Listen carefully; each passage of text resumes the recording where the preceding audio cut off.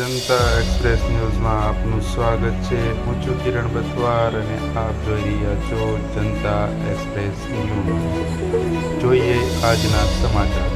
Botad police સ્ટેશનના police ભાઈઓને સંત શ્રી આશારામજી બાપુની પાવન પ્રેરણાથી મહિલા ઉત્થાન મંડળ બોટાદ વલભીપુરની બહેનો દ્વારા રાખડી બાંધી તેમના સ્વાસ્થ્ય અને પ્રગતિ માટે શુભ સંકલ્પ કરવામાં આવ્યો।